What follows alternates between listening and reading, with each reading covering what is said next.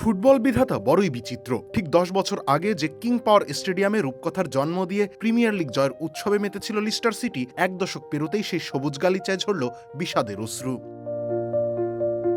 তবে এই ধ্বংসস্তূপের মাঝেও দলের পাশে অবিচল দাঁড়িয়ে আছেন হামজা চৌধুরী। হাল সিটির বিপক্ষের ম্যাচে অবনমনের কালো মেঘ কাটাতে জয়ের কোনো বিকল্প ছিল না গ্যারি রোয়েটের শিষ্যদের সামনে, কিন্তু অলি ম্যাকবার্নির সমতাসূচক গোলটি লিস্টার সমর্থকদের সব স্বপ্ন ধুলোয় মিশিয়ে দেয়।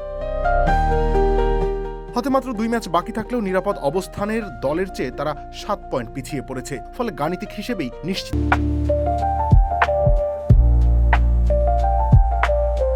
হয়ে গেছে তাদের তৃতীয় স্তর বা লিগ 1-এ যাওয়া। একসময় প্রিমিয়ার লিগের টাইটেল জয়ী লিস্টারকে এখন লড়তে হবে ব্রমলি বা ম্যান্সফিল্ডের মতো ছোট দলগুলোর বিপক্ষে। ম্যাচ শেষে সমর্থকদের গগনবিদারী ক্ষোভ যখন খেলোয়াড়দের উপরে আছড়ে পড়ছিল, তখন অধিকাংশ ফুটবলার দ্রুত মাঠ ছেড়ে নিরাপদ আশ্রয়ে চলে যান, কিন্তু ব্যতিক্রম ছিলেন হামজা চৌধুরী। অথচ দলের এই কঠিন সময়ে হামজার সামনে সুযোগ ছিল ক্লাব ছেড়ে অন্য কোথাও পাড়ি জমানোর, কিন্তু প্রিয় ক্লাবের প্রতি ভালোবাসার টানে তিনি থেকে গিয়েছেন।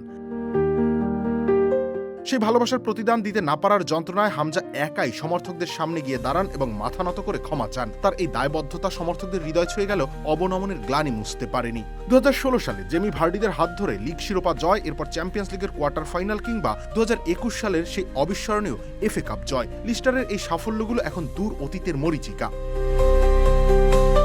বর্তমানের এই হাহাকার নিয়ে কোচ রোয়েট আক্ষেপের সুরে বলেন, আমাদের এই কঠিন সত্যকে মেনে নিতেই হবে যে ক্লাবটি কিছুদিন আগেও অবিশ্বাস্য সব সাফল্য অর্জন করেছিল।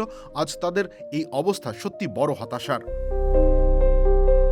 লিস্টারের এই পতনের বীজ শুধু মাঠের খেলায় নয়, রোপিত হয়েছিল মাঠের বাইরেও। আর্থিক অনিয়মের দায়ে এই মৌসুমে তাদের 6টি মূল্যবান পয়েন্ট কেটে নেওয়া হয়। কর্তৃপক্ষের পরিকল্পনাহীনতা আর বারবার কোচ বদলের চড়া মূল্য দিতে হলো ক্লাবটিকে।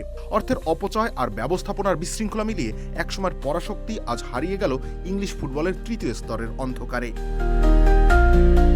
রবিউল ইসলাম রনি, খেলা 71।